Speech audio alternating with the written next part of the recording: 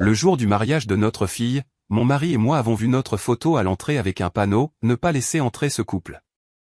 Nous avons fait demi-tour en silence et sommes partis. 3 heures plus tard, elle a compris que son mariage s'était terminé précisément au moment où nous étions rentrés à la maison. Bonjour à vous, chers auditeurs. Avant de commencer à raconter cette histoire difficile de ma vie, je vous demande de soutenir notre chaîne.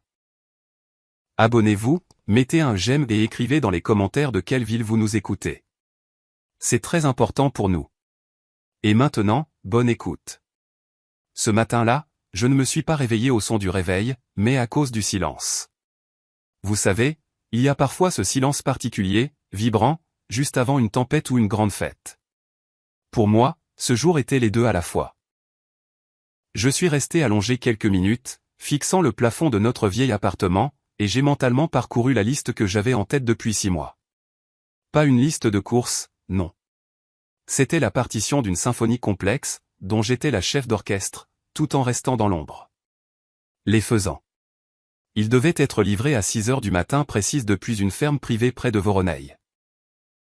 J'avais personnellement vérifié la qualité de la volaille, personnellement appelé le propriétaire pour lui rappeler que c'était pour ma petite étoile, ma fille. Les nappes en lin, vintage, couleur crème, avec une broderie Richelieu faite à la main. Elles n'avaient été sorties des réserves que grâce à mon nom. Les fleurs, pas de roses vulgaires, seulement des fleurs des champs associées à des orchidées rares, comme le voulait Camilla. Tout était réglé au millimètre, à la seconde, jusqu'au dernier souffle. Je me suis levé et je me suis approché de la fenêtre. La ville se réveillait à peine, mais je sentais déjà l'odeur du succès. J'avais consacré 40 ans à la restauration. Pendant 40 ans, j'avais nourri des ministres, des stars et des oligarques, restant cette femme stricte en tailleur noir qui veillait à ce que la soupe ne refroidisse pas et que les verres brillent. Et pendant toutes ces années, j'avais mis de côté chaque centime, me privant de vacances, d'un nouveau manteau de fourrure, de rénovation, pour un seul et unique jour. Le jour où ma Camilla deviendrait une princesse, pas comme moi, une travailleuse acharnée sentant toujours la cuisine, mais une vraie dame. Ermalé ne dormait plus. Il était assis dans la cuisine, entièrement habillé, et buvait du thé. Son vieux costume gris était impeccablement repassé. Sa chemise blanche était craquante. Il avait l'air solennel et un peu effrayé. « Violetta » demanda-t-il doucement, sans lever les yeux de sa tasse. « Es-tu sûr que nous sommes à la hauteur ? Les Wiazemski, ce sont, tu comprends, des contes, même s'ils sont d'anciens contes. » Je me suis approché de mon mari et j'ai posé ma paume sur son épaule. Je sentais à quel point ses muscles étaient tendus. « Hermosha, arrête. Nous ne sommes pas seulement à la hauteur, nous sommes les parents de la mariée. Et nous avons payé pour ce banquet. Chaque fourchette, chaque serviette là-bas, c'est le fruit de notre travail. Les Wiazemski donnent le nom de famille, mais nous donnons la vie. Souviens-toi de ça. » J'ai enfilé ma plus belle robe. Stricte, couleur chocolat noir, longue, couvrant les genoux. Aucune extravagance, juste une modeste broche sur le revers de la veste. Nous n'essayions pas de paraître plus riches que nous ne l'étions. Notre richesse était ailleurs, dans notre dignité et dans le fait que nous avions réussi à faire l'impossible pour notre fille. Nous sommes descendus à la voiture. Notre vieille et fidèle Toyota semblait modeste à côté du parc automobile qui devait déjà converger vers le domaine. Mais l'intérieur était impeccablement propre, et Ermalé conduisait avec tant de soin, comme s'il transportait un vase de cristal. La route hors de la ville a pris environ 1 heure. Nous n'avons presque pas parlé. Chacun pensait à ses propres affaires. Je me souvenais de mes négociations avec Trifon Demidovitch. Un vieil ami, propriétaire d'un luxueux domaine historique au bord de la rivière. Au début, il avait grogné, disant que sa liste d'attente était pleine pour les 2 prochaines années, mais en apprenant que c'était ma Camilla qui se mariait, il avait simplement fait un geste de la main. « Pour toi, Violetta Fominichna, je décrocherai la lune. Prends le domaine pour samedi. On réglera ça plus tard, au nom de notre vieille amitié. » Camilla, bien sûr, a dit à son fiancé que c'était grâce à ses relations, qu'elle avait presque acheté le domaine. Je ne l'ai pas corrigé. Qu'elle soit fière. L'important, c'était le résultat. Au loin, les portes en fer forgé du domaine sont apparues. Mon cœur s'est mis à battre plus vite. Je m'attendais à voir les portes grandes ouvertes, décorées de fleurs, des valets souriants, de la musique venant du parc. Après tout, j'avais moi-même approuvé le scénario de l'accueil des invités. Mais les portes étaient fermées. Ermalet a ralenti, fronçant les sourcils avec perplexité. Violetta, pourquoi est-ce fermé? Peut-être que nous sommes en avance ou qu'ils ont fait une entrée de l'autre côté? Non, l'entrée est ici, ai-je répondu, sentant un froid s'installer en moi. Approche-toi. Près des massives portes en fonte se tenaient deux gardes. Ce n'étaient pas les hommes de Tryphon. Je connaissais tout le personnel du domaine par cœur, chaque garde, chaque jardinier. Ces deux-là étaient des étrangers, en uniforme noir sans insigne, avec des visages de pierre, impénétrables. Ils se tenaient les jambes écartées, comme s'ils gardaient un site militaire, pas un mariage. Nous nous sommes approchés. Ermalet a coupé le moteur. Le silence dans l'habitacle est devenu cotonneux. Directement sur la partie centrale des portes, grossièrement fixée avec du ruban adhésif sur les élégantes volutes en fer forgé, était accrochée une grande affiche. C'était une feuille de format A3, plastifiée pour ne pas être abîmée par la rosée du matin. J'ai plissé les yeux. Ma vue n'est plus ce qu'elle était, mais j'ai tout de suite compris l'essentiel. C'était une photo. Notre photo, à Ermalet et moi. Celle que j'avais envoyée à Camilla par messagerie il y a à peine une semaine. Nous étions assis dans notre datcha, fatigués après avoir désherbé les parterres, en simple t-shirt, avec des tasses de thé, et nous rions. C'était une photo très personnelle, chaleureuse, que j'avais envoyée avec la légende « Nous t'aimons, ma chérie, nous avons hâte d'être à samedi ». Maintenant, cette photo était défigurée. Sur nos visages heureux, il y avait un énorme tampon rouge criard. Ne pas laisser entrer ce couple. Menace à la sécurité. Entrée interdite. Les mots m'ont frappé plus fort qu'une gifle. L'air s'est coincé dans ma gorge. J'ai entendu Ermalet halter convulsivement. Violetta. Sa voix s'est brisée en un murmure. Qu'est-ce que c'est? Une blague? Un jeu? Je ne pouvais pas répondre. Je regardais mon sourire sur la photo, barré d'une croix rouge. Ce n'était pas juste un refus, c'était un reniement public. On nous avait exposés comme des criminels, comme des vagabonds sales qu'on ne pouvait pas laisser entrer dans une maison décente. Et le plus terrible, c'est que c'était elle qui leur avait donné la photo. Personne d'autre n'avait ce cliché. L'un des gardes s'est approché paresseusement de la voiture, sans même se pencher vers la fenêtre. Il a simplement tapoté le capot avec sa matraque et a fait un geste de la main pour que nous fassions demi-tour. Partez. Mon regard a lentement glissé vers le haut, au-delà des portes, là où, derrière les tilleuls, on apercevait la façade du manoir. Là, au deuxième étage, il y avait un balcon avec vue sur l'allée d'entrée. Et je l'ai vu. Camilla se tenait près de la balustrade. Elle portait cette fameuse robe pour laquelle nous avions donné toutes nos économies des 5 dernières années. Dentelle la plus fine, 1 millier de perles. Elle était magnifique.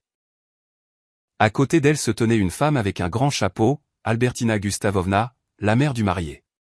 J'attendais que ma fille nous voie, qu'elle voie cette affiche honteuse et qu'elle sorte en courant, qu'elle se mette à crier sur les gardes, à arracher cette horreur. J'attendais de la peur, de l'incompréhension. Mais Camilla souriait. Elle regardait droit vers notre voiture. Elle nous voyait. Elle voyait l'affiche, et sur son visage, il n'y avait pas l'ombre d'une gêne. Au contraire, c'était un sourire de soulagement. Elle a dit quelque chose à sa belle-mère en nous montrant d'un geste élégant, et celle-ci a hoché la tête en signe d'approbation, couvrant sa bouche d'un mouchoir en dentelle pour cacher un petit rire. Et puis ma fille, ma Camilla, pour qui j'avais passé 40 ans au fourneau, a levé une coupe de champagne. Elle a trinqué en notre direction. Ou plutôt, elle buvait au fait que le problème de ses parents modestes avait été résolu si efficacement, au fait que nous n'allions pas déranger ces invités aristocratiques avec nos costumes bon marché et nos visages simples. Elle a bu une gorgée et s'est détournée, retournant à la fête que nous lui avions payée. Je n'ai pas pleuré. Les larmes, c'est de l'eau, et à cet instant, tout en moi s'est glacé, se transformant en une glace sèche et piquante. C'était un sentiment étrange, pas de la douleur, mais une clarté soudaine et absolue. Comme si quelqu'un avait essuyé une vitre embuée, et que le monde derrière n'était pas festif et lumineux, mais gris et d'une netteté écœurante. J'ai posé ma main sur l'avant-bras de mon mari. Sous le tissu fin de sa veste, ses muscles vibraient d'un tremblement fin et pitoyable. Il regardait le dos de sa fille s'éloigner, les portes du balcon se fermaient, et son visage vieillissait à vue d'œil. Les rides devenaient plus profondes, comme si elles avaient été tracées au couteau. Ermallai, ai-je dit doucement.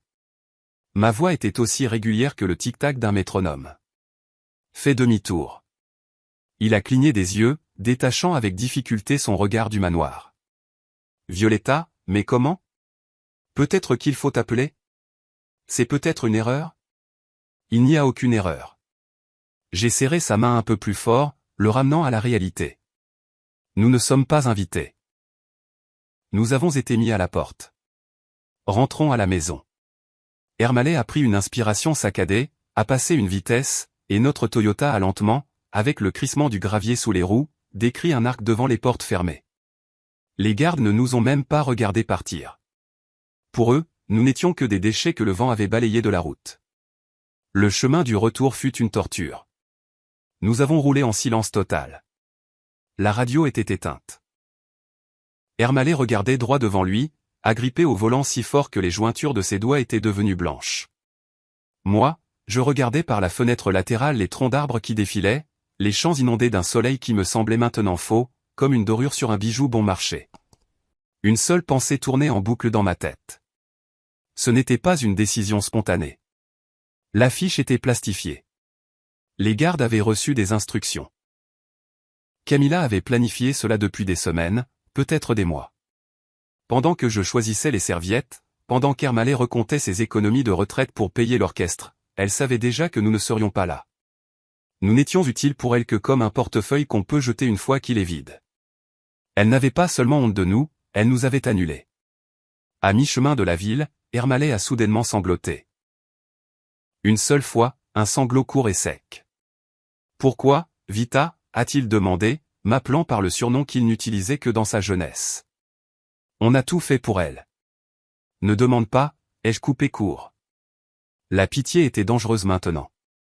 Si je commençais à le plaindre ou à me plaindre moi-même, je m'effondrerais. Et je devais rester entière. Je devais agir. J'ai ouvert mon sac à main, un vieux sac en cuir usé au coin. Au fond, sous un paquet de mouchoirs en papier et un étui à lunettes, se trouvait un objet que je n'avais pas sorti depuis 2 ans. Mon carnet noir. C'était un épais carnet à la couverture en simili-cuir, gonflé de cartes de visite et de notes. Il contenait toute ma vie. 40 ans de travail. Les numéros de téléphone des meilleurs fournisseurs, des propriétaires de restaurants, des chefs, des fleuristes et, bien sûr, des maîtres d'hôtel. Ce carnet ne contenait pas seulement des contacts, mais des dettes. Des gens que j'avais aidés à démarrer leur carrière, des gens que j'avais sauvés du licenciement. Des gens qui savaient que si Violetta Fominishna appelait, c'était que l'affaire était sérieuse. J'ai feuilleté les pages, cherchant la lettre P. Pavel. Pacha. En ce moment, il était le maître de cérémonie du mariage, le maître d'hôtel en chef qui supervisait chaque mouvement des serveurs. 15 ans plus tôt, je l'avais embauché, un jeune étudiant, pour faire la plonge dans la salle de banquet du Métropole. Je lui avais tout appris, comment servir le vin sans renverser une goutte, comment calmer un invité ivre, comment se tenir droit même quand on tombe de fatigue. Il m'appelait Maman Violetta. J'ai composé le numéro. Les sonneries étaient longues, traînantes. J'imaginais l'agitation là-bas, au domaine, les invités s'installant à table, attendant avec impatience le premier toast. Allô, Madame Violetta Fominishna? La voix de Pavel était essoufflée, mais joyeuse. Vous arrivez bientôt? On a un peu de retard pour placer les invités. C'est Albertina Gustavovna qui a fait un scandale pour les cartons de table, mais j'ai tout réglé. On n'attend plus que vous et le papa. J'ai regardé la route. Nous entrions dans la ville. Les immeubles gris nous entouraient, nous ramenant à notre monde habituel. Pacha, écoute-moi attentivement, les jeux interrompus. Mon ton était le même que celui que j'utilisais autrefois pour le réprimander pour ses manchettes sales, glaciales et n'admettant aucune objection. Nous ne viendrons pas, quoi? Il était déconcerté. Comment ça, vous ne venez pas? Il s'est passé quelque chose? La voiture est en panne?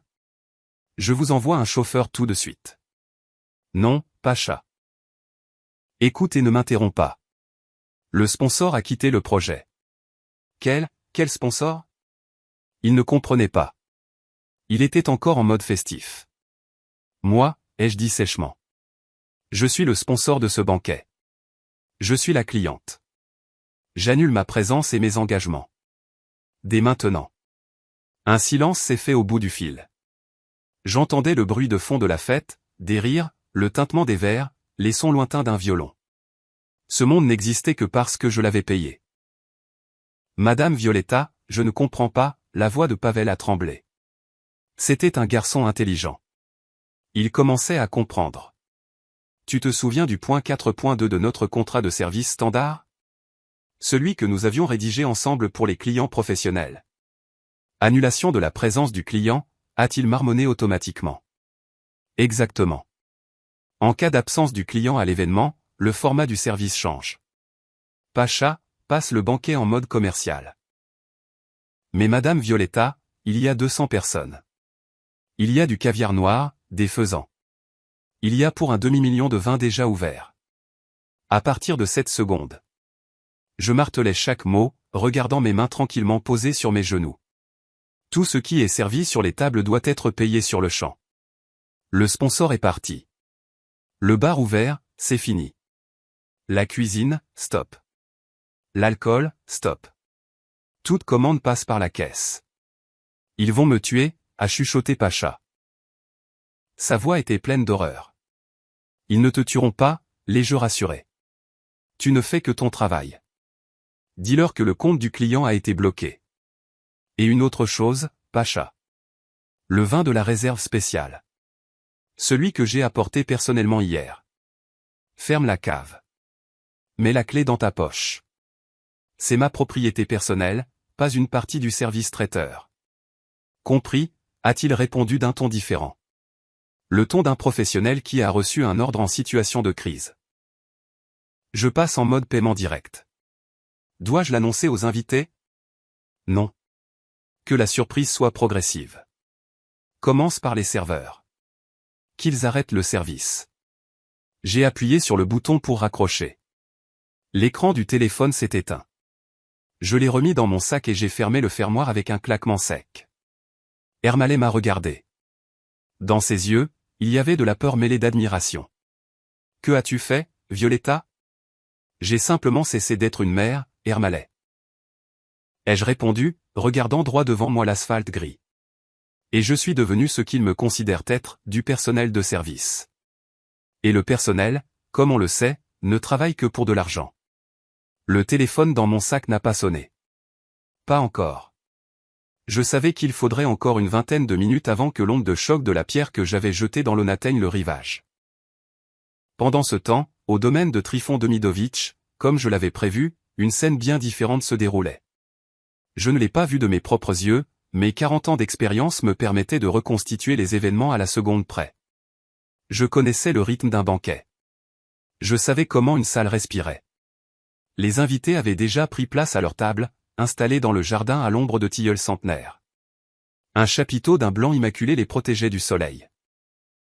Une légère brise faisait onduler les bords des nappes. L'orchestre jouait quelque chose de léger, de discret, du Vivaldi ou du Mozart. Camilla était assise en bout de table, à côté de Julien. Elle rayonnait. Elle se sentait comme une reine qui venait de réussir un coup d'état. Les parents absents. La honte éliminée. Autour d'elle, que des siens. Des gens de la haute société, qu'elle aspirait tant à rejoindre. Albertina Gustavovna, ajustant son collier massif, devait déjà être en train de taper avec sa fourchette sur son verre, demandant l'attention pour le premier toast. Mais quelque chose n'allait pas. Les serveurs, mes garçons et mes filles, entraînés par moi jusqu'à l'automatisme. Normalement, à ce moment-là, ils auraient dû glisser silencieusement entre les tables, versant le vin pétillant et proposant des canapés au caviar. Mais maintenant, ils se déplaçaient différemment. Étrangement, de manière saccadée. Ils se sont figés. Pavel, après avoir reçu mon appel, n'a pas perdu de temps. Il a traversé la salle d'un pas rapide, donnant au passage de courtes instructions dans son oreillette. Les serveurs en chef hochaient la tête, leur visage devenant sérieux. Les sourires disparaissaient. Les plateaux d'amuse-gueule, qui étaient déjà levés, sont redescendus sur les tables de service. Je vous demande pardon. A dit poliment mais fermement un jeune serveur en retirant une bouteille de champagne coûteux juste sous le nez d'un oncle corpulent du marié qui tendait déjà la main. Pause technique. La musique s'est soudainement arrêtée. Le violoniste a baissé son archet, regardant avec perplexité le chef d'orchestre, à qui quelqu'un venait de chuchoter quelque chose à l'oreille. Dans le silence qui s'est installé, le cliquetis des couverts a retenti de manière particulièrement forte et déplacée. Camilla a froncé les sourcils. Elle a regardé autour d'elle, cherchant Pavel des yeux. Et, a-t-elle crié en claquant des doigts. Ce geste m'avait toujours irrité chez elle. On appelle un chien comme ça, pas un maître d'hôtel. Pourquoi la musique s'est-elle arrêtée? Où est le vin? Les invités ont les verres vides. Pavel s'est approché de la table des mariés. Il était impeccable dans son frac, mais dans ses yeux, il n'y avait plus cette obséquiosité que Camilla avait l'habitude de voir. Il la regardait comme on regarde un client dont la carte de crédit vient d'être refusée. « Madame » a-t-il dit sèchement. Pas Camilla Violetovna, mais une madame impersonnelle. Nous avons rencontré des difficultés pour accéder à la réserve d'alcool. Quelle difficulté est intervenue Albertina Gustavovna, gonflant ses narines avec colère. Vous ne savez pas ouvrir une bouteille? C'est du cristal. Nous avons payé pour ça. Je crains que non, a répondu calmement Pavel. La cave à vin et l'alcool premium sont la propriété privée du sponsor de l'événement. Comme le sponsor n'est pas présent sur le site et n'a pas autorisé l'ouverture de la réserve, l'accès est fermé. J'ai la clé, mais je n'ai pas le droit de l'utiliser sans un ordre direct du propriétaire. Camilla a pâli. Les taches de rouge sur ses joues sont devenues écarlates. Quel sponsor? De quoi parlez-vous? C'est mon mariage. C'est moi la maîtresse de maison ici. Servez le vin immédiatement. C'est votre mariage, sans aucun doute, a consenti Pavel. Et dans sa voix, on pouvait déceler une pointe d'ironie à peine perceptible. Mais le contrat de service n'a pas été conclu avec vous, et le paiement des articles premium n'a pas été effectué par vous. Un murmure a parcouru la salle. Les invités ont commencé à échanger des regards. Quelqu'un a eu un rire nerveux. Julien, le marié, était assis, la tête rentrée dans les épaules, et tripotait sa serviette. Il avait l'air de vouloir devenir invisible. C'est scandaleux, a crié Albertina Gustavovna. Elle s'est levée, renversant sa chaise. Je vais porter plainte. Je vais détruire votre entreprise. Nous exigeons d'être servis. Nous avons faim, après tout. Où est le premier plat? Où sont les faisans? Pavel n'a même pas scié. Il a sorti du dossier qu'il tenait sous le bras une fine feuille de papier et un stylo. La cuisine est prête à continuer le travail, a-t-il dit en tendant la feuille à la belle-mère. Mais en raison de l'absence de confirmation de paiement de la part du client principal, nous sommes passés à un système de paiement direct. Albertina Gustavovna a arraché la feuille. Ses yeux se sont agrandis. Qu'est-ce que c'est? C'est la facture pour la première heure de location du site et les frais de service pour l'apéritif, a expliqué Pavel à voix haute, pour que les tables les plus proches entendent. Comme le titulaire du compte a quitté l'événement, conformément à la clause de force majeure du contrat, le paiement incombe aux organisateurs présents, c'est-à-dire à vous. Le montant à payer est de 250 000 roubles. Paiement immédiat, s'il vous plaît, par carte ou en espèces. Le silence dans le jardin est devenu absolu. Même les oiseaux semblaient s'être tus. 250 000 pour une heure. Et ce n'était que le début. Camilla a bondi, le souffle court, comme un poisson hors de l'eau. Vous mentez, a-t-elle crié, sa voix devenant stridente. Maman a tout payé. Tout. Vous essayez juste de nous extorquer de l'argent. Je vais appeler. Je vais appeler la police. Appeler, a dit Pavel avec indifférence en haussant les épaules. Mais je vous recommanderais d'abord d'appeler votre mère, si elle daigne répondre, bien sûr. En attendant que la facture soit payée, le service est suspendu. Serveur, quittez la salle. À son signal, comme par magie, tout le personnel aux 30 personnes en gants blancs s'est simultanément retourné et s'est dirigé vers la sortie du chapiteau. Ils partaient en silence, avec dignité, laissant les invités seuls avec leurs assiettes vides et leurs bouteilles fermées. C'était un spectacle terrible pour la haute société. Se retrouver sans domestique, sans nourriture, seuls face à leur impuissance. J'ai imaginé le visage d'Albertina Gustavovna à ce moment-là, regardant la facture comme une condamnation à mort. Ses mains tremblaient. Elle a tourné son regard vers son fils, vers Julien, cherchant du soutien, mais il a juste baissé la tête un peu plus. Dans notre voiture, qui approchait déjà de la maison, Ermalay a soudainement rompu le silence. Ils vont commencer à appeler maintenant, Vita. Qu'est-ce qu'on va leur dire? J'ai regardé l'écran de mon téléphone. Le premier appel. Ma chérie. La photo de Camilla souriant en fond d'écran. Rien, ai-je répondu en faisant glisser mon doigt sur l'écran et en appuyant sur rejeter. Nous ne dirons rien. Aujourd'hui, nous sommes en congé. J'ai complètement éteint le téléphone. L'écran est devenu noir, reflétant mon visage calme et fatigué. Nous étions presque à la maison, mais je savais que la vraie tempête était encore à venir. Après tout, je n'avais tiré que sur un seul fil, et j'avais toute la pelote entre les mains. La clé a tourné dans la serrure avec un doux déclic, nous laissant rentrer dans le silence de notre appartement. Ici, dans le couloir, ça sentait les vieux livres et la menthe séchée, l'odeur de notre vraie vie, celle que Camilla avait si ardemment tenté d'effacer.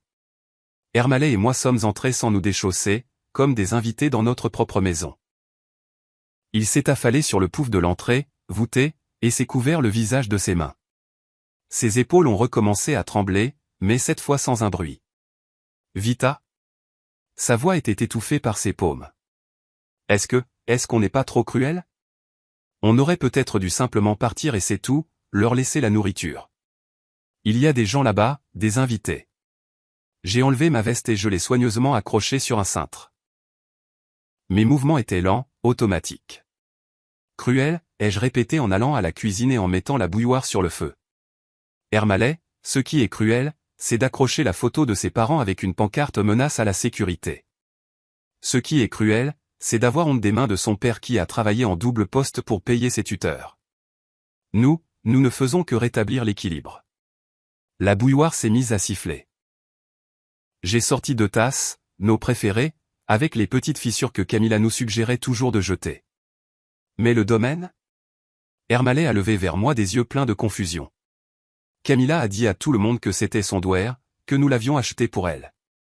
Je me suis figé, la boîte de thé à la main. Voilà le nœud principal de ce mensonge. Elle a dit beaucoup de choses, ai-je dit doucement. Elle a dit au Wiazemski que nous lui avions offert le domaine, qu'il était à son nom. Ermalay a pâli. Mon Dieu, s'ils la prennent. Ils vont la prendre. J'ai jeté une pincée de thé dans la théière. Dès maintenant. Je me suis approché du téléphone fixe accroché au mur. Mon portable était éteint, mais une seule personne importante parmi celles qui étaient là-bas connaissait ce numéro. Trifon Demidovitch. J'ai composé son numéro personnel. Les sonneries étaient courtes, stridentes. Oui, a aboyé une voix familière dans le combiné. Trifon n'était pas de bonne humeur. Apparemment, les nouvelles de Pavel lui étaient déjà parvenues. Trifon, c'est Violetta. Il y a eu une pause à l'autre bout du fil. Puis la voix de Trifon s'est adoucie, mais une colère contenue bouillonnait encore. Violetta. Pacha m'a appelé. Il a dit que tu as annulé le banquet. Et il m'a parlé de l'affiche. Oui, ai-je simplement répondu. Il a soupiré. Quelle garce.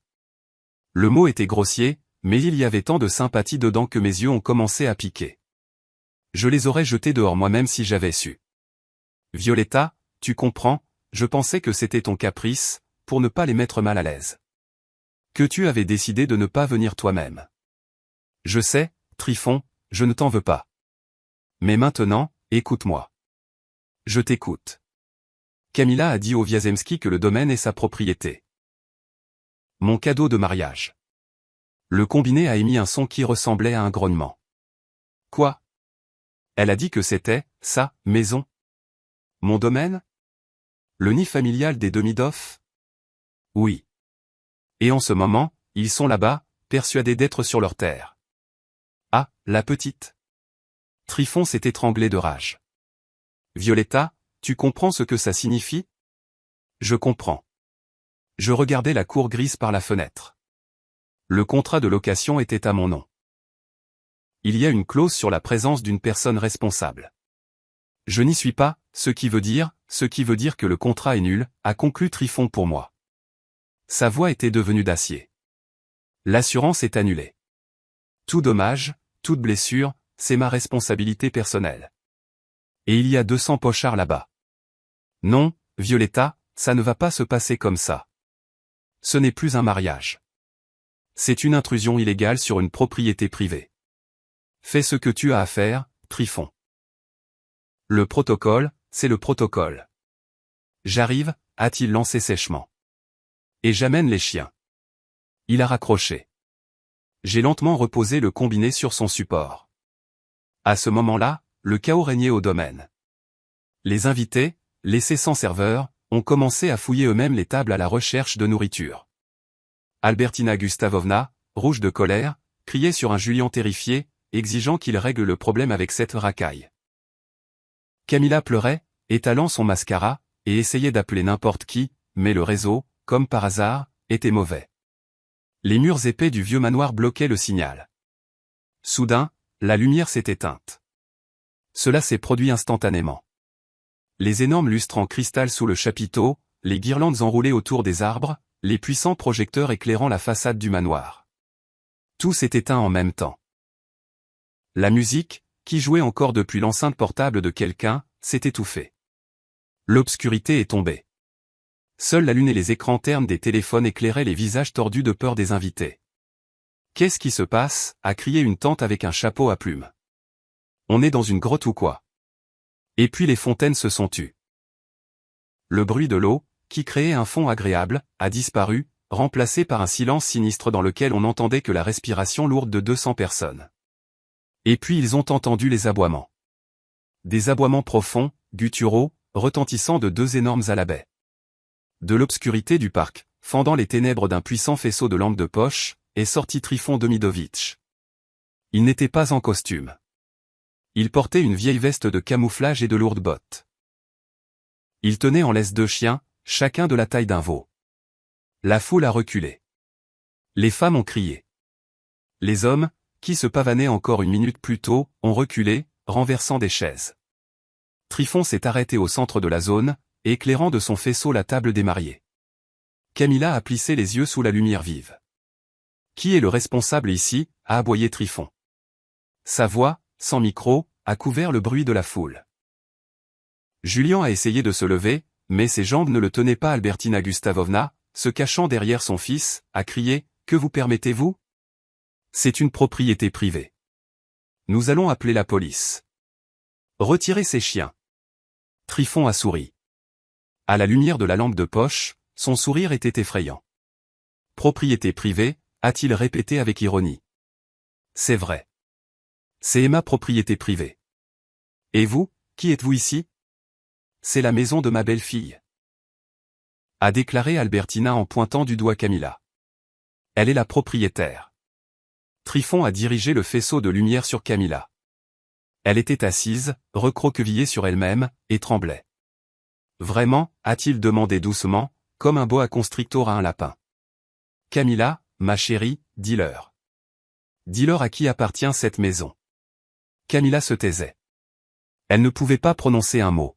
« Parle » a hurlé Tryphon, et les chiens l'ont soutenu d'un grognement. « C'est une location » a-t-elle chuchoté à peine audiblement. Plus fort, a exigé Tryphon. « C'est une location » a-t-elle crié, sa voix se brisant en une crise d'hystérie. « Nous ne faisons que la louer. Ce n'est pas ma maison. » La foule a poussé un cri de surprise. Albertina Gustavovna est restée figée, la bouche ouverte. Elle s'est lentement tournée vers sa belle-fille. « Quoi » a-t-elle sifflé. « Tu as menti pendant tout ce temps ? Le contrat de location est résilié. » a annoncé Tryphon, ne leur laissant pas le temps de se reprendre. En raison d'une violation grave des conditions et de l'absence de la personne de contact. Vous avez 30 minutes pour quitter mon territoire. Dans 30 minutes, je lâche les chiens. Le temps est compté. Il a regardé ostensiblement sa montre. La panique qui a saisi les invités était indescriptible. Les gens attrapaient leurs sacs, se bousculaient, couraient vers leur voiture en s'éclairant avec leur téléphone.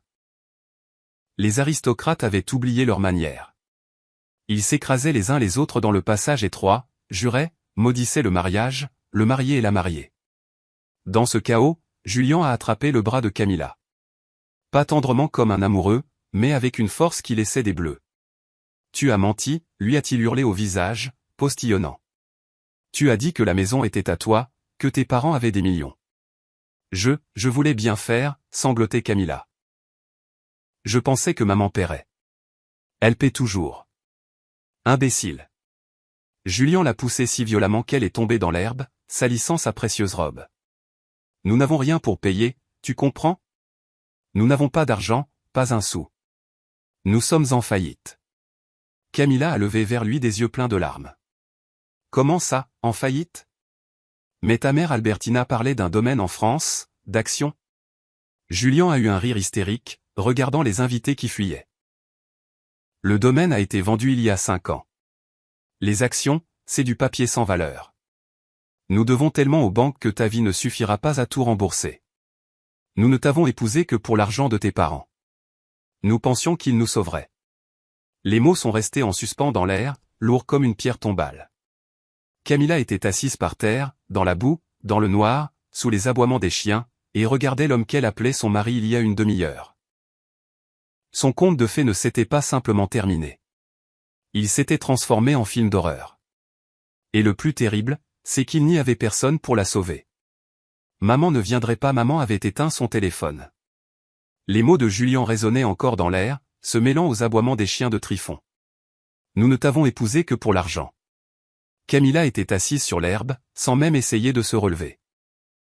La boue avait déjà imprégné l'ourlet de sa robe, transformant la délicate broderie en une masse grise.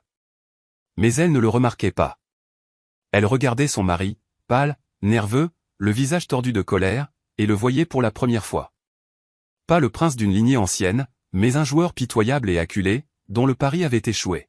« Que as-tu dit » a-t-elle chuchoté, ses lèvres bougeant à peine. « Tu es sourde » a crié Albertina Gustavovna, se penchant sur elle comme un vautour. Son chapeau avait glissé de côté, lui donnant un air fou. « Nous sommes ruinés. Ton père, ce cuisinier, nous pensions qu'il avait une chaîne de restaurants. Tu as dit qu'il était le roi des banquets. Nous comptions sur ton douaire pour régler les dettes de Julien. Et maintenant? On nous chasse comme des chiens. Et cette facture en plus. Qui va payer? Mais... Camilla a essayé de se relever, s'appuyant sur sa main.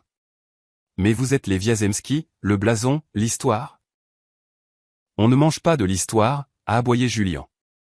Il a attrapé sur une table une bouteille de vin à moitié vide, que quelqu'un avait laissée dans la précipitation, et a bu à grandes goulées directement au goulot. Un filet rouge a coulé le long de son menton sur sa chemise d'un blanc immaculé. Mon père a tout perdu au casino il y a 10 ans. Nous vivons à crédit. Nous avons hypothéqué l'appartement pour m'acheter ce costume et cette bague. Nous pensions que tes parents étaient une mine d'or.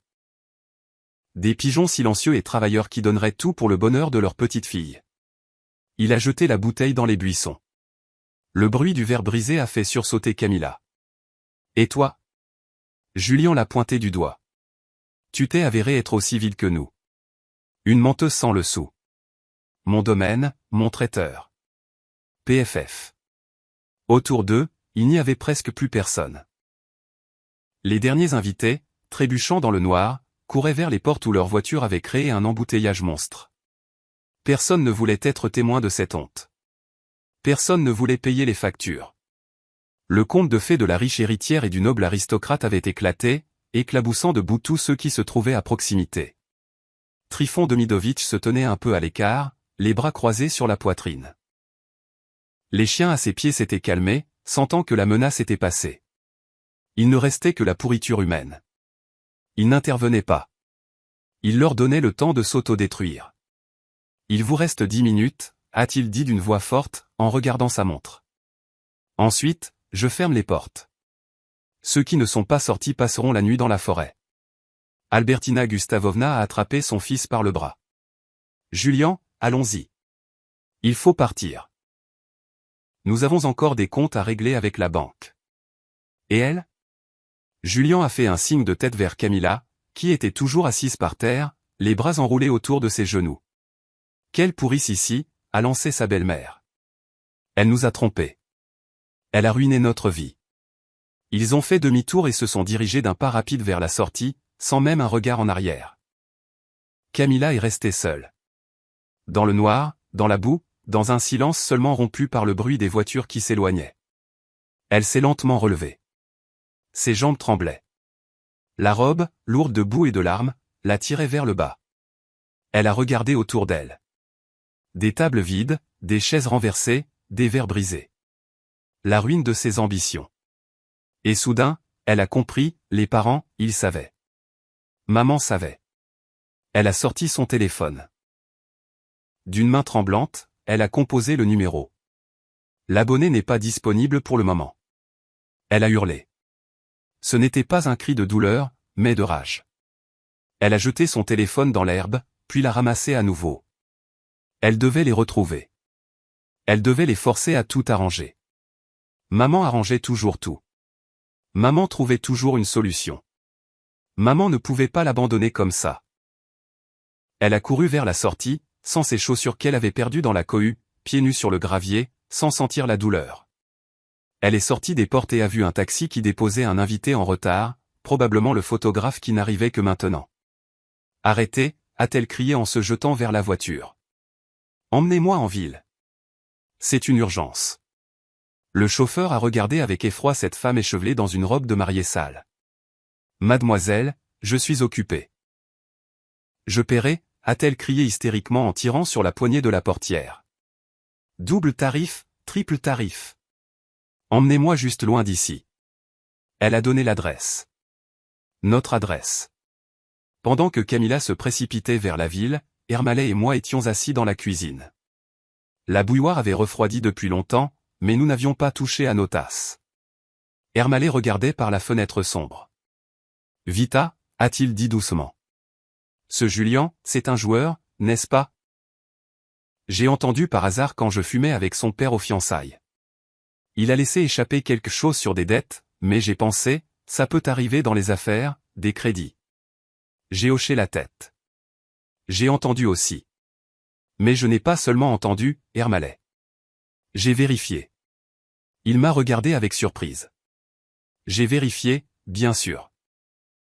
Quand Camilla l'a amené pour la première fois, j'ai appelé mon amie à la banque, celle pour qui j'ai organisé le mariage de son fils l'année dernière.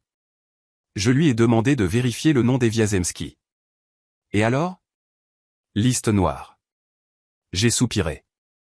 Historique de crédit désastreux. Bien saisi. Ils sont en faillite, Ermalais. Officiellement en faillite. Ils cherchaient une bouée de sauvetage et ont trouvé notre fille. Et tu n'as rien dit ? Dans la voix de mon mari, il n'y avait pas de reproche, mais plutôt de l'étonnement face à ma maîtrise de moi. J'ai essayé de lui en parler. Tu te souviens, il y a un mois, quand j'ai commencé à parler de contrat de mariage, de la nécessité de vérifier leurs actifs ? Qu'est-ce qu'elle m'a répondu ? Ermalais a baissé les yeux. Que tu te mêlais de ce qui ne te regardait pas. Que tu étais jalouse de son bonheur et de la noblesse de son fiancé. Exactement. Elle ne voulait pas entendre. Elle était aveuglée par l'éclat de leur nom et par ses propres fantasmes. Si je lui avais montré les documents, elle m'aurait accusé de les avoir falsifiés. Elle devait le voir par elle-même. Voir comment ils se dévorent les uns les autres, a conclu Ermalais. Oui. C'est une leçon cruelle, mais la seule qu'elle retiendra. On a sonné à la porte. La sonnerie était stridente, insistante, longue. Quelqu'un avait appuyé sur le bouton et ne le lâchait pas. Nous nous sommes regardés. Ça commence, ai-je dit en me levant de ma chaise. J'ai ajusté ma robe d'intérieur, j'ai passé une main dans mes cheveux. J'étais prête. J'ouvre. Ermalais s'est levé aussi, mais je l'ai arrêté d'un geste. Non, reste assis. C'est ma conversation. Je me suis approché de la porte. À travers le judas, je pouvais voir le visage déformé de Camilla. Elle était seule. Julien et sa mère étaient probablement restés en arrière ou étaient allés panser leur plaie ailleurs, mais je savais qu'ils viendraient aussi. La cupidité les amènerait ici. Je n'ai pas ouvert tout de suite. J'ai mis la chaîne de sécurité, puis j'ai tourné la serrure. La porte s'est entr'ouverte de 5 centimètres. Maman. Camilla s'est jetée contre la fente avec son épaule, essayant d'élargir l'ouverture, mais la chaîne s'est tendue avec un cliquetis d'acier. Maman, ouvre, laisse-moi entrer. Elle était dans un état terrible. Le mascara coulait sur ses joues en ruisseaux noirs, ses cheveux étaient emmêlés, sa robe était déchirée. Mais dans ses yeux, il n'y avait aucun remords. Il y avait de la peur et de l'exigence. « Maman, tu sais ce qui s'est passé là-bas » a-t-elle crié en voyant mon visage calme dans l'entrebâillement. Trifon a lâché les chiens. Les invités se sont enfuis. Julian m'a quitté. Ils sont en faillite, maman. Ils sont fauchés. Je sais, ai-je répondu calmement. Camilla s'est figée. Elle a cessé de forcer la porte et m'a dévisagé à travers la fente. Tu savais? Oui. Et tu as laissé faire ça. Sa voix est redevenue hystérique. Tu savais et tu n'as rien dit. Tu as détruit ma vie exprès. Je n'ai pas détruit ta vie, Camilla. J'ai simplement cessé de payer pour tes illusions. À ce moment-là, on a entendu le bruit de l'ascenseur sur le palier. Les portes se sont ouvertes, et de la cabine ont jailli Julian et Albertina Gustavovna. Ils n'avaient pas meilleure mine que Camilla, échevelés, essoufflés. Apparemment, ils avaient décidé qu'ils n'avaient plus rien à perdre et étaient venus exiger une compensation. Les voilà, a crié Albertina en me voyant à la porte. Les escrocs. Ouvrez. Nous exigeons des explications. Nous exigeons de l'argent. Vous nous avez déshonorés. Julian s'est précipité vers la porte et a essayé de tirer la poignée, mais la chaîne tenait bon. Vous nous devez de l'argent, hurlait-il. Vous aviez promis une dot. Où est l'argent? Où est le domaine? Nous allons vous poursuivre en justice pour escroquerie. Je regardais ce cirque de monstres. Ma fille, mon gendre, sa mère. 3 bouches à vide prêtes à s'entre-dévorer, maintenant unies contre un ennemi commun. Moi. Partez. Ai-je dit doucement, mais avec une telle autorité qu'ils se sont tus. Il n'y a rien pour vous ici. Nous ne partirons pas, a crié Camilla. Maman, laisse-moi rentrer. Je ne me sens pas bien. Je suis enceinte. Le silence est tombé dans le couloir. Julian s'est figé, la bouche ouverte. Albertina a plissé les yeux. Enceinte, a répété Ermalet, qui s'était approché derrière moi et se tenait à mes côtés, la main sur mon épaule. Oui. A hoché la tête Camilla, s'accrochant à sa dernière chance. Oui, papa, vous allez avoir un petit-fils. Vous ne pouvez pas mettre votre fille enceinte à la rue. Julian, dis-leur. Julian, comprenant instantanément la situation, a acquiescé vivement. Oui, c'est un héritier. Vous êtes obligé d'assurer son avenir. Le stress est dangereux pour le bébé. Ouvrez cette porte. Tout de suite. J'ai regardé ma fille. Dans ses yeux, il y avait l'espoir que ce mensonge fonctionnerait, que le mot sacré au petit-fils ferait fondre nos cœurs et que nous ouvririons à nouveau nos portefeuilles. J'ai eu un sourire triste. Attendez ici, ai-je dit, et j'ai fermé la porte juste devant leur nez. Violetta, qu'est-ce que tu fais, a chuchoté Ermalet. Est-ce qu'elle est vraiment? Non, Ermalet. Je suis allé dans la chambre, vers le secrétaire. Elle n'est pas enceinte.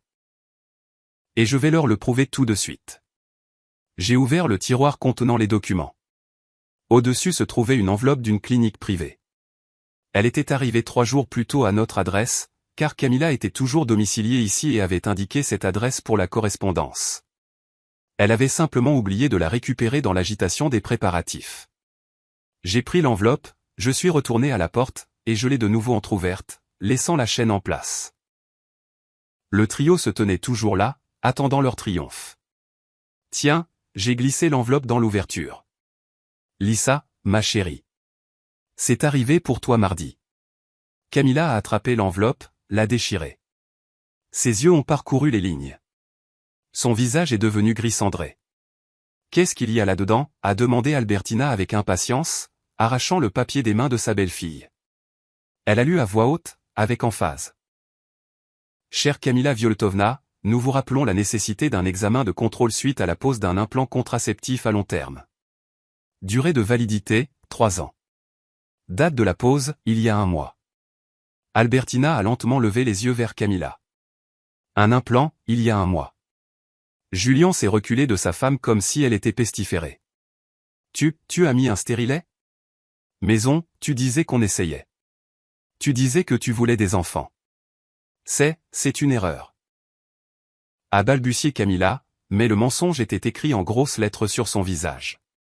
Il n'y a aucune erreur, ai-je dit de derrière la porte. Tu n'es pas enceinte, Camilla, et tu ne l'as jamais prévu. Tu voulais juste t'assurer une place dans leur famille, puis gagner du temps. Ah, sale garce, a rugi Albertina en levant son sac à main pour frapper Camilla. J'ai claqué la porte, coupant court à leurs cris. La serrure a cliqué. Cette fois, pour de bon. Les cris derrière la porte ne se sont pas calmés, mais ils ont changé de ton. Si auparavant c'était un chœur uni d'exigences dirigées contre nous, ce chœur s'est maintenant désintégré en solo criard d'accusations mutuelles. J'entendais Albertina Gustavovna couvrir de malédictions la menteuse stérile, Julien gémir quelque chose sur le temps perdu, et Camilla, étouffant ses larmes, essayait de se justifier, mais sa voix se noyait dans le flot de leur haine. Je me suis adossé contre la porte métallique fraîche et j'ai fermé les yeux. Ermalet se tenait à côté, pâle, serrant les poings. Un implant, a-t-il chuchoté en secouant la tête. Elle nous a même menti sur les petits-enfants. Vita, tu te souviens comment elle choisissait des prénoms la semaine dernière? Si c'est un garçon, on l'appellera comme son grand-père. C'était une partie du spectacle, Ermalet, pour qu'on ne ferme pas le robinet d'argent avant le mariage. Soudain, quelqu'un a frappé la porte avec quelque chose de lourd, probablement un pied. Ouvrez, a hurlé Julien. Sa voix est montée dans les aigus. Nous n'avons pas fini. Vous croyez vous en être tiré avec un bout de papier? Vous nous devez une compensation pour le préjudice moral, pour la tromperie. Oui, a renchéri Albertina. Nous allons vous poursuivre en justice. Nous allons vous prendre tout, l'appartement, la datcha, tout ce que vous avez. Vous êtes des escrocs, vous nous avez refilé de la marchandise défectueuse. J'ai ouvert les yeux. Il n'y avait aucune peur en moi. Seulement de la lassitude et le désir de mettre un point final. Ils ne partiront pas tant qu'ils ne seront pas convaincus qu'il n'y a rien à prendre ici.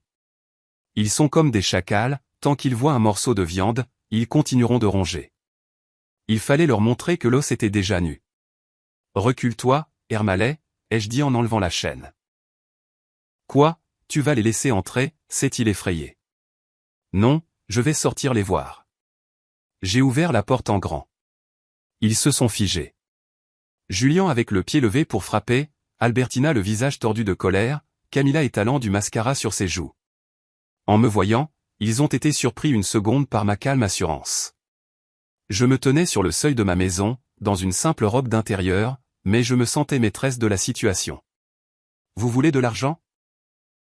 Ai-je demandé doucement. Nous voulons justice, a crié Albertina, essayant de se faufiler dans l'appartement, mais je lui ai barré le chemin de la main. Le geste était léger, mais autoritaire. Restez là, ai-je dit. Vous n'entrerez plus ici. Jamais. La conversation aura lieu ici. La justice? J'ai souri. Très bien, parlons de justice. Julien, tes dettes s'élèvent à 8 millions de roubles. J'ai vu le relevé. Ta mère a mis en gage les bijoux de famille en 1998. Vous êtes en faillite. Julien a pâli, ses yeux s'agitaient. D'où, c'est de la diffamation. Ce sont des faits. Et maintenant, parlons de ma fortune, sur laquelle vous comptiez tant. J'ai sorti de ma poche une feuille de papier pliée en 4. Ce n'était pas un relevé de banque, mais un simple reçu. Un long reçu de terminal de paiement, enroulé sur lui-même. Vous exigiez une dot, ai-je continué en déroulant le papier. Camilla vous a dit qu'une grosse somme se trouvait sur son compte, un coussin de sécurité que nous avions économisé toute notre vie. Oui, a crié Camilla, levant un visage en larmes. Vous l'aviez promis. Vous aviez dit que vous vireriez l'argent le jour du mariage. Où est-il? Si vous le virez maintenant, Julien me pardonnera. Nous pourrons tout recommencer. Elle me regardait avec un espoir si pitoyable que j'en ai eu presque physiquement mal. Elle était prête à acheter l'amour de ce rien du tout avec notre argent. L'argent existait, ai-je acquiescé. 3 millions de roubles. Tout ce que ton père et moi avons économisé en 40 ans, en nous privant de tout. La vente de l'appartement de grand-mère, nos économies de retraite, mes petits boulots. Tout était prêt pour le virement. La transaction était programmée pour aujourd'hui, à midi pile. Les yeux de Julien se sont allumés d'un feu cupide. Alors, virez-le. que attendez-vous? C'est notre argent. Le capital familial. Existait, ai-je répété, en insistant sur le passé. Le mot-clé est existait. Je leur ai tendu le reçu. Regardez l'heure, ai-je dit. 16h30 exactement une demi-heure après notre départ des portes de votre mariage. Julien a arraché le reçu. Albertina et Camilla se sont penchés de chaque côté. Fonds de charité pour l'aide aux hospices, a lu Julien d'une voix tremblante. Montant, 3 millions de roubles. Statut, exécuté. Un silence de mort est tombé. On pouvait entendre le bourdonnement de la lampe sur le palier. Qu'est-ce que c'est, a chuchoté Albertina, n'en croyant pas ses yeux. Vous avez donné l'argent à un hospice? Oui, ai-je répondu. Un don anonyme. Irréversible. L'argent a déjà quitté le compte. Il n'existe plus. Ni pour nous, ni pour vous. Vous êtes folle, a hurlé Julien, froissant le reçu et le jetant par terre. Vieille démente. Vous avez brûlé 3 millions? Comme ça? Pas comme ça. Je le regardais droit dans les yeux. J'ai acheté ma liberté et celle de mon mari avec cet argent. Nous ne sommes plus les vaches à lait de votre cupidité. Camilla a glissé le long du mur et s'est effondrée sur le sol sale du palier. Elle avait compris. Maintenant, elle avait définitivement compris. Plus d'argent, plus de domaines, plus de dot. Seulement les dettes de son mari, la haine de sa belle-mère et la porte fermée de la maison de ses parents. Maman? A-t-elle gémi. Pourquoi? Pour le portrait à l'entrée, ma fille, ai-je répondu. Parce que tu avais honte de nous.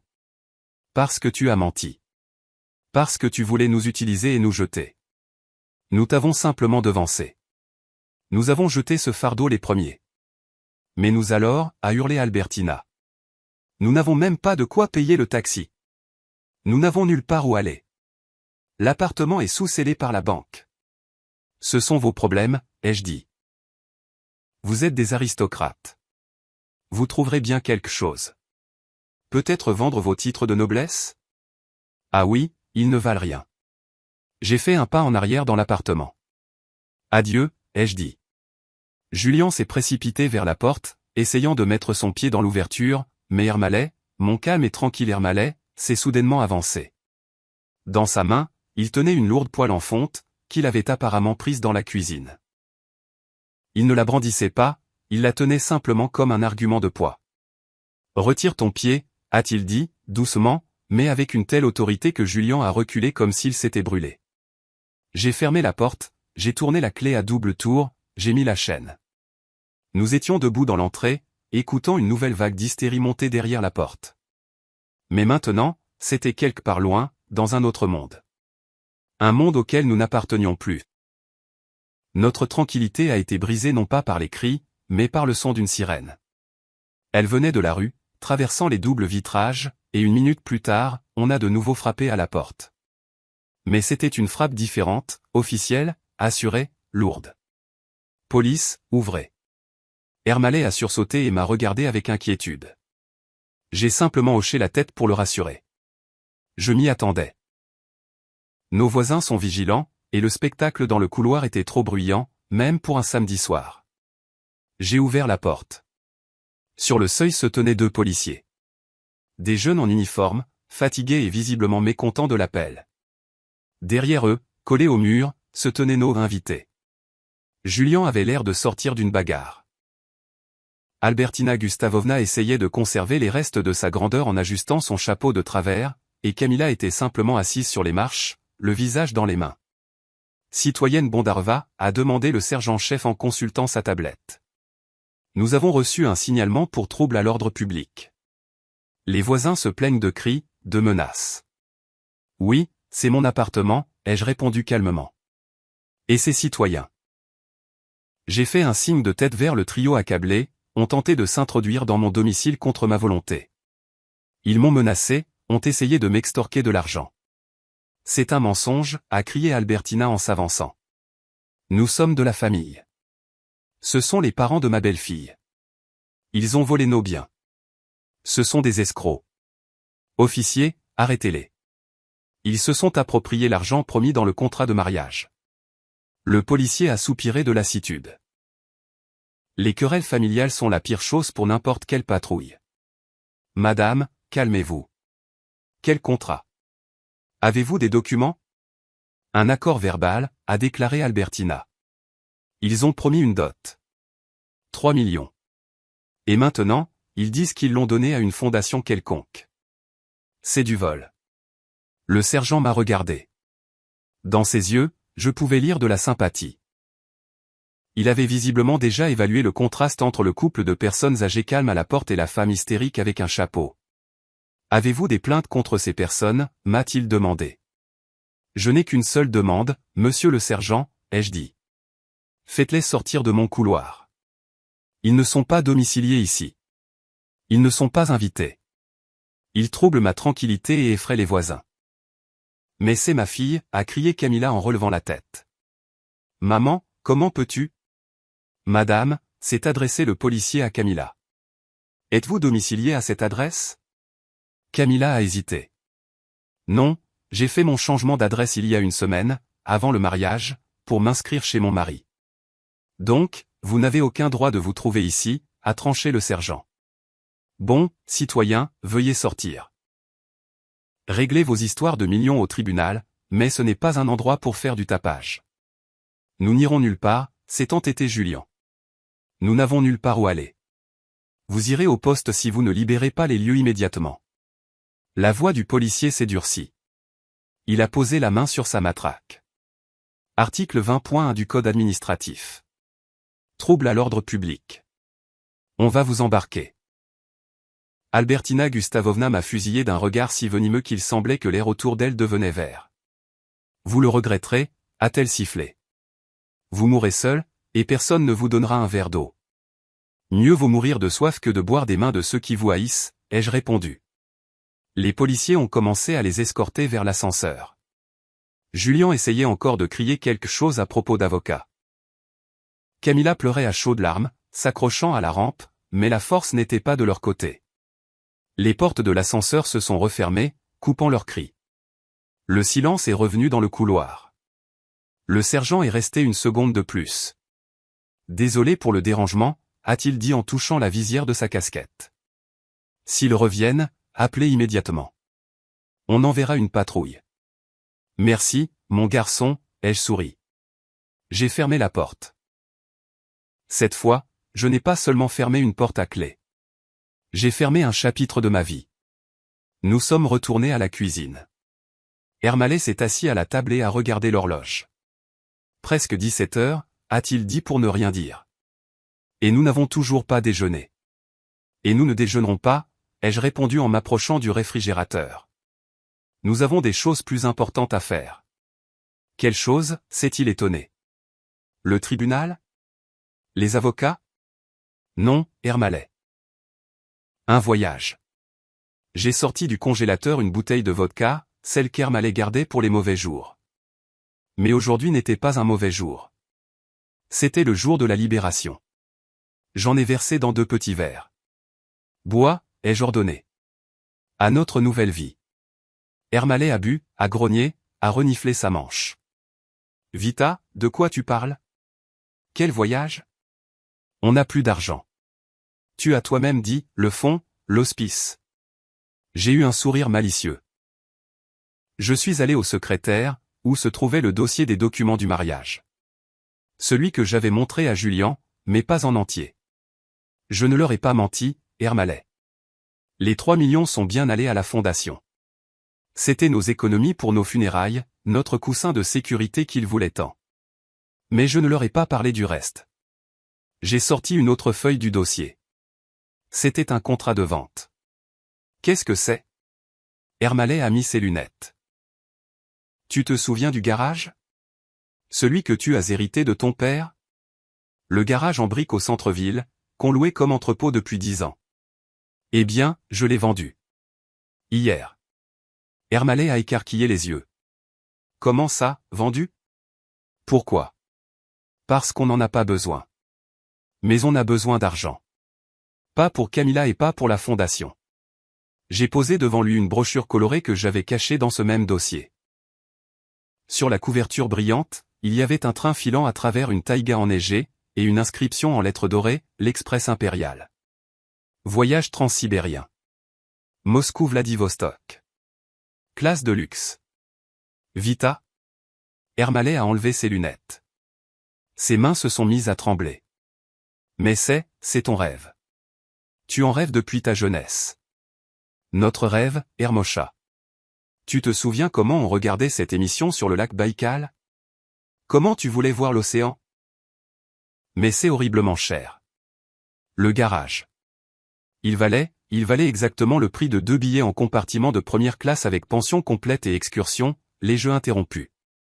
Le départ est demain à 8 heures précises de la gare de Yaroslavl. Ermolai se taisait. Il regardait tantôt la brochure, tantôt moi, tantôt son verre vide. Une larme a roulé sur sa joue. Et Camilla, a-t-il demandé doucement. Comment allons-nous les abandonner? Ils vont être perdus. Ils ne seront pas perdus, ai-je dit durement. Des adultes ne se perdent pas s'ils ont des bras et des jambes. Qu'elles apprennent à vivre. Que Julian aille travailler comme déménageur. Que Camilla devienne serveuse. J'ai commencé par faire la plonge, et ma couronne n'est pas tombée. Ça leur sera bénéfique. Et nous, Ermolai, nous avons fait notre part. Nous avons élevé une fille. Nous lui avons donné une éducation. Nous avons essayé de lui offrir un mariage. Elle a choisi sa voie. Et nous choisirons la nôtre. J'ai pris le téléphone qui était sur la table. L'écran clignotait avec une notification. Un message de Trifon. Le domaine est propre. Les ordures ont été enlevées. Ton vin est en sécurité. Il t'attend dans la cave pour de meilleurs jours. Tu es un roc, Violetta. Je te respecte. J'ai souri. Fais tes valises, Ermolai, ai-je dit, sentant une incroyable légèreté dans mon corps. Nous avons peu de temps. Le train n'attendra pas. Ermolai s'est lentement levé. Il a redressé les épaules. Pour la première fois de la journée, et peut-être depuis des années, il ne ressemblait pas à un vieil homme fatigué, mais à un homme qui avait un but. Et les cannes à pêche, a-t-il demandé soudain avec une ardeur de jeune garçon. On peut prendre les cannes à pêche? Il y a le Baïkal, là-bas. On peut, ai-je ri. On peut tout faire, Hermosha. Maintenant, tout nous est permis. La nuit est tombée sur la ville comme une couverture douce, mais dans notre appartement, la lumière était allumée dans toutes les pièces. Nous ne dormions pas, nous faisions nos valises. C'était un processus étrange, de faire tenir toute une vie dans 2 valises. D'habitude, les préparatifs de voyage sont une source d'agitation, de listes, de peur d'oublier quelque chose. Mais cette fois, nous bougions dans un rythme quasi méditatif. Nous ne prenions rien de superflu, seulement le nécessaire. Des vêtements chauds pour les vents de Sibérie, des chaussures confortables, des médicaments. L'âge se faisait sentir, après tout. Et quelques livres. J'ai pris un volume de Tchekhov, Ermolai un guide de pêche. J'ai ouvert le placard de l'entrée pour prendre un sac de voyage, et mon regard est tombé sur un cintre.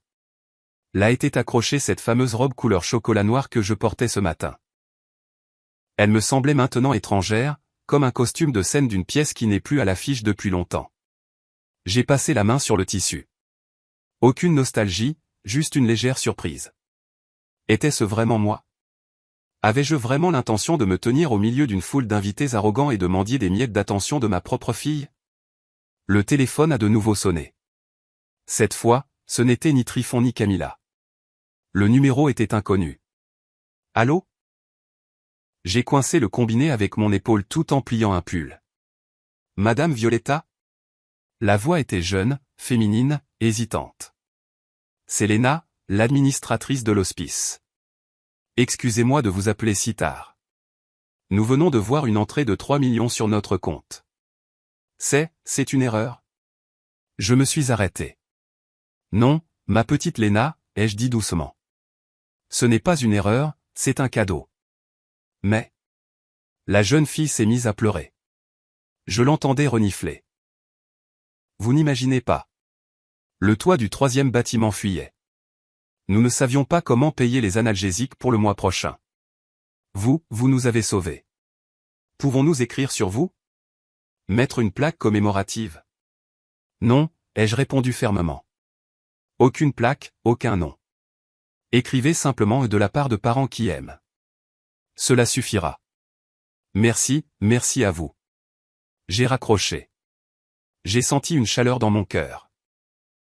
Pas cette fierté brûlante que je ressentais en préparant le mariage, mais une chaleur douce et constante, comme celle d'un poêle en hiver. Cet argent n'était pas allé dans du caviar noir pour des gens qui nous méprisaient, mais pour apaiser la douleur de quelqu'un. C'était la bonne décision. Ermalais est sorti de la chambre. Il avait déjà enfilé sa tenue de voyage, un pantalon en velours côtelé confortable et une chemise en flanelle. Il tenait ses cannes à pêche dans leur étui. « Prêt ?» ai-je demandé. « Prêt ?» a-t-il hoché la tête. « Vita, et la photo ?»« Quelle photo ?» ?»« Celle de l'entrée. » Je me suis figé. Je l'avais complètement oublié. En quittant le domaine, obéissant à une impulsion, j'avais demandé à Ermalais de s'arrêter, j'étais sorti et j'avais arraché cette maudite feuille des portes, je l'avais froissée et jetée sur la banquette arrière. Puis, une fois à la maison, je l'avais machinalement ramenée dans l'appartement avec mon sac. Où est-elle ? ai-je demandé. Dans la poubelle, a répondu Ermalais. Je l'ai mise quand tu parlais avec la police. Mais peut-être qu'il faut la garder en souvenir ? C'est une leçon, après tout. Je suis allé à la cuisine, j'ai ouvert la porte sous l'évier. Au-dessus des épluchures de pommes de terre reposait cette boule de papier glacé. Les lettres rouges ne pas laisser entrer ces couples étaient visibles à travers les plis. Je l'ai regardé une minute, me remémorant ce moment devant les portes. Le froid dans ma poitrine, le rire de Camilla sur le balcon. Non, ai-je dit en refermant la porte. On n'emporte pas les ordures dans notre nouvelle vie. Quelle pourrisse ici. C'est le passé, Ermalais. Et nous allons vers l'avenir. Nous avons quitté l'appartement à 5 heures du matin. La ville était vide et propre. Un taxi nous attendait déjà devant l'entrée. Le chauffeur, un ouzbek âgé aux yeux bienveillants, a chargé nos valises en silence. En partant, je ne me suis pas retourné pour regarder les fenêtres. Je savais qu'elles étaient sombres. Je savais que les clés de l'appartement étaient chez la concierge avec une note pour l'agent immobilier. À louer pour une longue durée, virer l'argent sur le compte. Nous ne reviendrons pas de sitôt. Peut-être jamais. La gare nous a accueillis avec une odeur de café et de mazout, une odeur de voyage. Notre train, immense, brillant, se tenait sur la première voie. La contrôleuse, dans un uniforme impeccable, nous a souri en vérifiant nos billets. Les bons d'Aref, bienvenue. Votre compartiment est prêt. Thé, café tout de suite. Du thé, a dit Ermalais. Avec du citron et dans un verre, s'il vous plaît. Un vrai. Nous sommes entrés dans le compartiment. Il était luxueux. Des canapés en velours, une moquette, une petite table avec une lampe à l'abat-jour vert. Dehors, l'aube commençait à poindre. Le train s'est mis en marche. Doucement, presque imperceptiblement. Le quai a défilé en arrière. Les kiosques, les gens se pressant vers les trains de banlieue, la masse grise de Moscou. J'ai sorti mon téléphone. Le dernier acte. J'ai ouvert mes contacts. Camilla, Julien, Albertina. J'ai tout sélectionné, j'ai appuyé sur bloquer, puis je suis allé dans les paramètres et j'ai choisi changer de numéro. J'avais déjà retiré la carte SIM dans le taxi et l'avais jetée dans une poubelle à l'entrée de la gare. Une nouvelle carte, achetée la veille, était déjà dans son logement. Personne ne nous trouverait. Personne n'appellerait pour demander de l'argent. Personne ne nous accuserait de froideur. Nous avions disparu. Ermalais était assis en face, regardant par la fenêtre. Le train prenait de la vitesse. La ville s'estompait, laissant place aux forêts et aux champs. Vita ? A-t-il dit sans tourner la tête. On est libre, en fait. Oui, Hermosha. Tu sais ce que je regrette ? Il s'est tourné vers moi. Ses yeux étaient pleins de larmes, mais son visage était illuminé d'un sourire. Quoi ? De ne pas avoir vu cette affiche plus tôt. 10 ans plus tôt. J'ai éclaté de rire. Un rire léger, cristallin, comme dans ma jeunesse. Mieux vaut tard que jamais. Serre le thé, mon vieux. Le Baïkal nous attend. Le train filait vers l'est, nous emportant loin des mariages factices, des enfants ingrats et des dettes que nous n'avions pas contractées. Devant nous, des milliers de kilomètres de taïga, les grands fleuves, les collines et l'océan. Devant nous, il y avait la vie que nous méritions. Et cette fois, sur les portes de cette vie, il y avait une toute autre pancarte, bienvenue. Entrée réservée aux gens heureux. Voilà l'histoire, mes chers auditeurs. L'histoire qui montre que l'amour des parents est sans limite, mais que même lui a une frontière, le respect de soi. Et parfois, pour trouver le bonheur, il faut simplement fermer la porte du passé et monter dans un train qui va vers ses rêves. Merci d'avoir été avec moi et d'avoir écouté jusqu'au bout. Si cette histoire vous a touché, s'il vous plaît, soutenez la chaîne, abonnez-vous, mettez un j'aime et écrivez dans les commentaires comment vous auriez agi à la place de Violetta et Ermalay. Auriez-vous pu pardonner une telle fille? Votre opinion m'intéresse beaucoup.